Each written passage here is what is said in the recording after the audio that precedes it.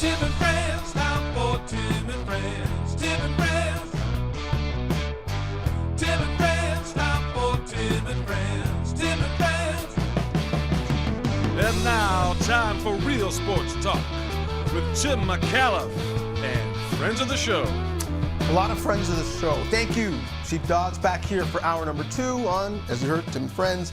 And lucky me, we have another friend in studio, Blake Murphy, co-host of the Fan Morning Show, and for us, a Raptors insider. Thank you for doing this, because I have a couple times that filled in on breakfast television, and I know the early morning hours are real. They wreck your life. And I did not do anything after that. So thank you for humoring us. Yeah, it's hard, man. It's the gym has been slacking for sure after those 6 to 10 a.m. shows. And then, a day like today, you're almost crossing your fingers for that Lions-Bears game to be as boring as it was. Right. Is just pass out on the couch for a little bit. It's been good. So Matt Nagy's offense put you to sleep. Exactly. Exactly. If there could be afternoon football every day, I'd be fine. Yes, as long as it's Lions games.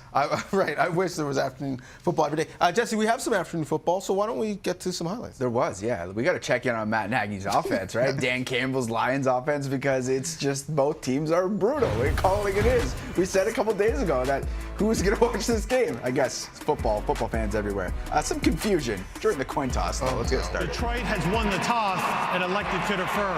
Chicago, you want the ball? You want the ball? I want to defer. They defer. You want the ball. You want the ball. Which way do you want to kick? Chicago will receive at this end.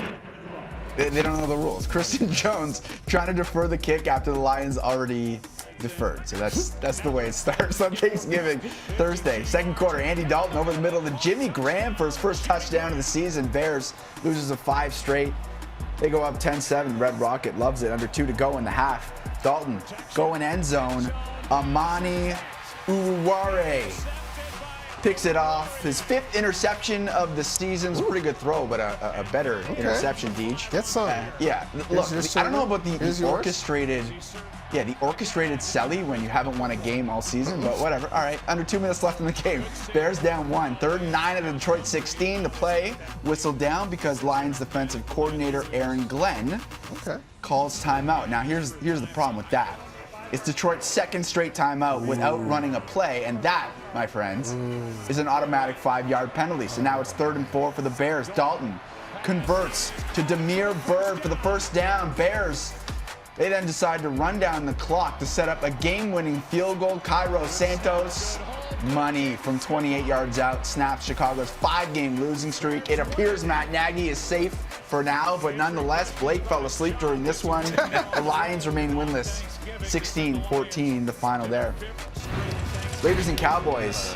Deej, I know this highlight pack might pain you a little bit. First quarter, opening Raiders drive. Derek Carr up top for Deshaun Jackson, hauls it in. 56-yard catch and run, still doing it. What angles are we 34th career touchdown. 50-plus yards for Deshaun, 2nd most all-time behind only Jerry Rice. 7-zip Cowboys ensuing drive. Dak Prescott finds tight end Sean McKeon, first career score, 10-yard touchdown.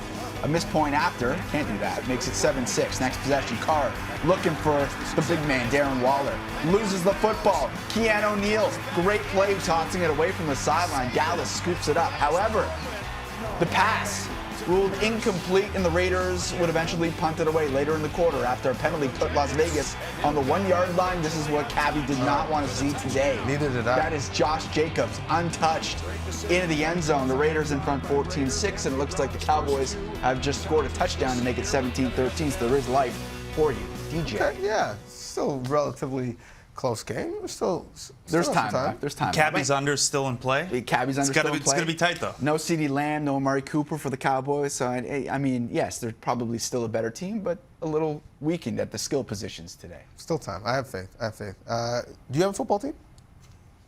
Oh, wow. The Jacksonville Jaguars? Oh, man. How did that come about? So when I first started getting into football, first of all, good jerseys, good Madden team with the Mark Brunell, Jimmy Smith, Fred Taylor combination. So, early, especially the more crude versions of Madden, you just need the quarterback, running back, one wide receiver to throw to, just jam on the triangle receiver. And yeah, that was pretty much it. And you're in high school, you don't have a team, you don't have an association here, so that's the way it went. I think, It's I think the Mark unfortunate. Brunell lefty got a lot of people on the Jag side early in the Madden games because there weren't a lot of quarterbacks that were left-handed, and like sometimes you want to change things up a little bit, right? You don't always want to play with the right-handed throwing quarterbacks, so you bring in Mark Brunell, lefty. And I think a lot of people were probably on your side, and they're international too, right? They go to London all the time. They got fans everywhere, so it makes sense. They got fans. They're international. Yeah, they own Fulham too. Which, Yeah, there you Way go. to try and sell it. Yeah, sure. Yeah, Natron whatever. They are the Means is Jags, fun. though. Yeah, sure. Yeah. maybe there's a third Jaguars fan. Right. It's not me, I'm Speaking just of making sense of it. international, maybe some tennis highlights. you Oh, got? Davis Cup. Yeah, Davis Cup highlights. Spoiler alert.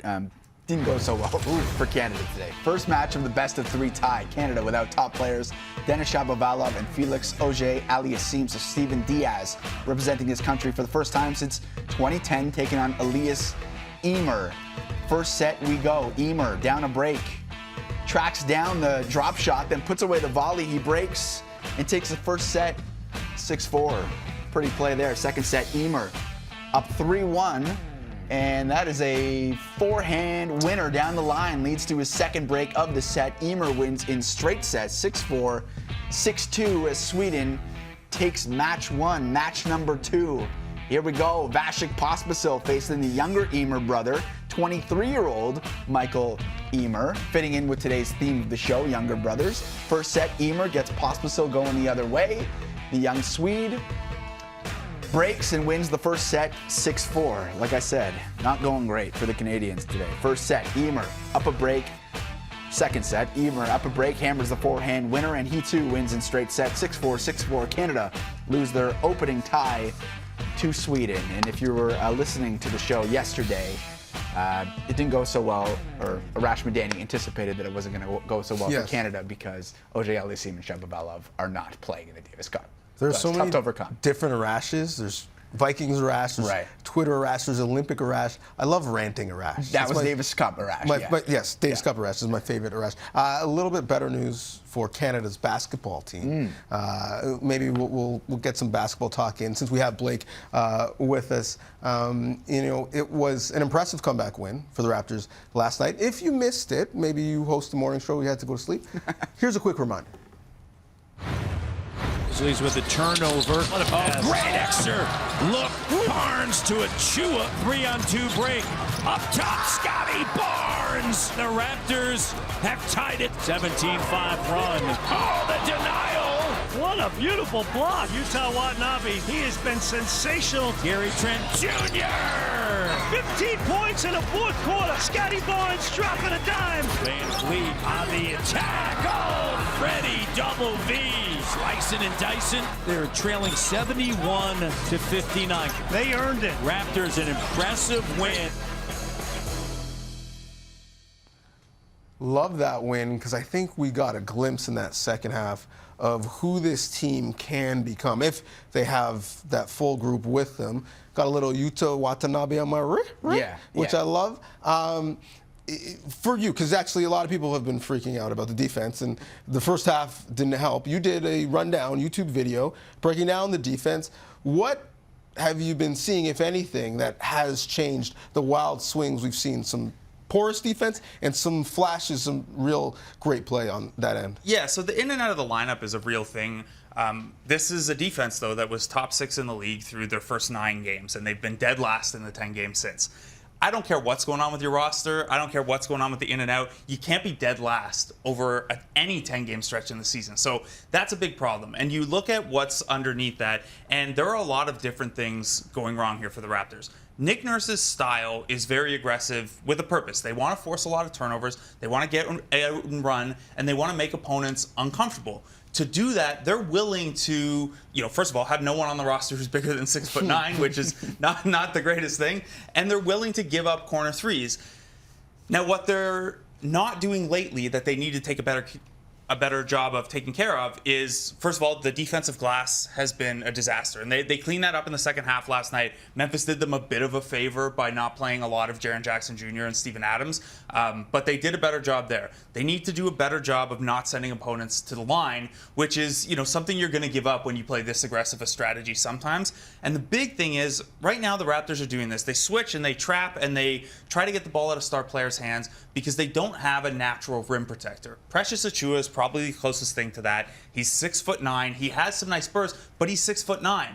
So how do you make up for that? Well, it's this switching, it's this trapping, it's this making guys uncomfortable.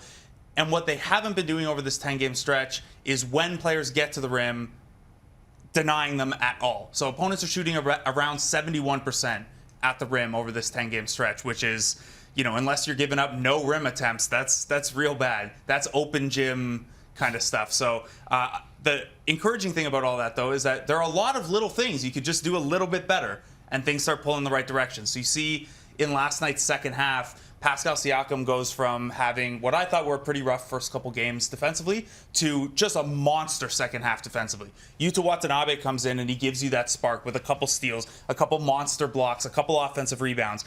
Guys start getting going. I think Precious Achiuwa, the fact that he had a 17-point quarter and was getting out in transition, that fueled his defense a little bit. And then it just kind of starts to snowball because then the Grizzlies are a little uncomfortable. The Grizzlies are forcing a little bit. So you go from allowing 71 in the first half, 41 in the second half.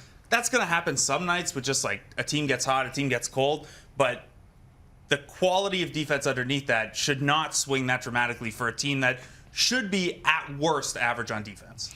So the other area that people have, been concerned about, and some have freaked out about, has been the bench.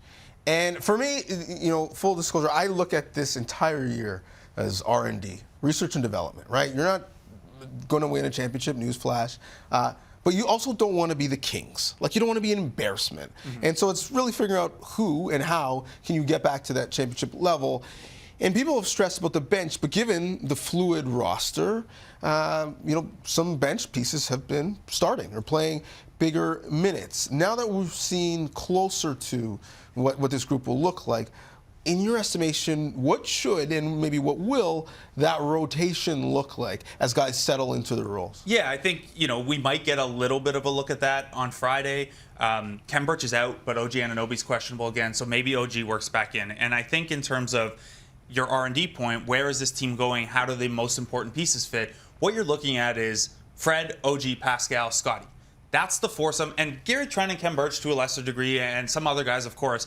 Everyone matters. But those are the four guys that you need to see how that all works together. They've only played 52 minutes together this year.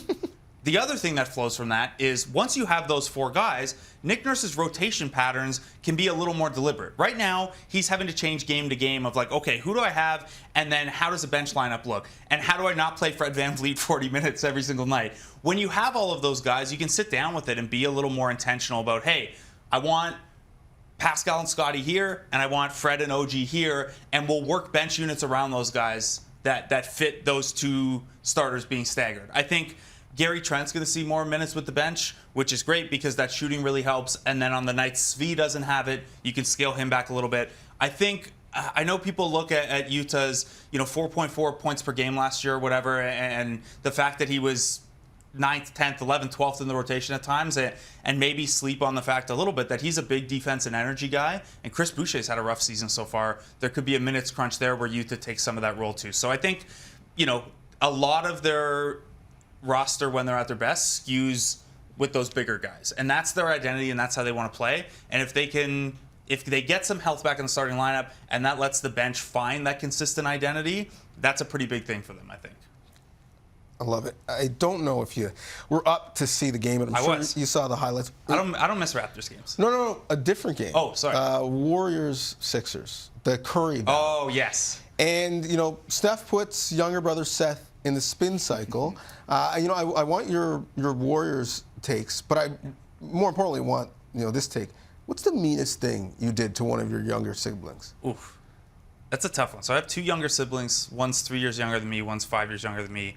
I think probably like the meanest thing that I've done, and this is too mean, but like we did a lot of like backyard wrestling and stuff. Okay. And there was the odd time that I'm the oldest brother, right? I'm the biggest. I'm the strongest. There's the odd time you make it. It's a little less fake. Is what I'm saying. Right. So there's probably some stuff like that. I think overall I'm a pretty good big brother. But the other thing is, so my youngest brother played hockey like me and played basketball like me, and inviting him out for hockey pickup just to make sure he's not on my team and try to embarrass him and pick on him that way. I don't have anything too mean. I'm sorry. You're too nice. I mentioned I want your Warriors take, and here's the actual Warriors question. Because when I look league-wide at teams who could win a championship, I was ridiculed when we did predictions at the beginning of the year, and I put them in there as my champion. But they're actually trying to do something that the Raptors are one of the only few other organizations that have tried to do. They've tried to win at a high level and develop at the exact same time.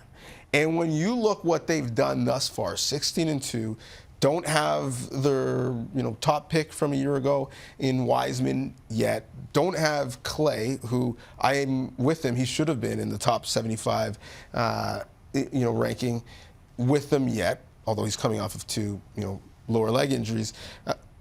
What is their pathway to winning a championship? And is it realistic for them to get back to that dynasty level? Yeah, I think so. And I don't know how long the runway is for that dynasty beyond this year as guys continue to age and stuff. But Draymond is playing like a defensive player of the year again. Steph Curry is playing like an MVP again.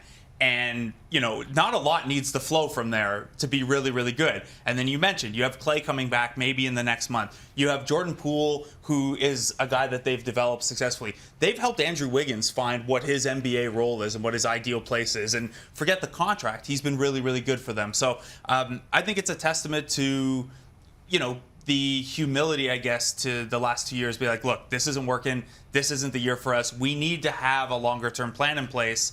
And yeah, those last 2 years were probably tough for Warriors fans, but this is why. You have a healthy Steph Curry, you have a ready-to-go Draymond Green, and in the process, you've built up the core around them a little bit for right now. And hey, it's the Warriors, and luxury tax doesn't matter to them, maybe as trade assets as well. That X factor for that group, I think, might be the Canadian in Andrew Wiggins, right? He's really like a luxury for them in that culture, in that atmosphere. If he scratches the surface, the potential that we've obviously in this country talked about for a long time, and plays consistently, they're going to be a pretty scary bunch. Speaking of Canada basketball, can you stick around? Yeah, absolutely. Talk some Canada basketball. They're getting set, as we've talked about, to take on the Bahamas on Sunday and Monday as they begin their World Cup qualifying campaign. We'll discuss the road and the players who are hoping to help Canada get off to a real good start. That's coming up next.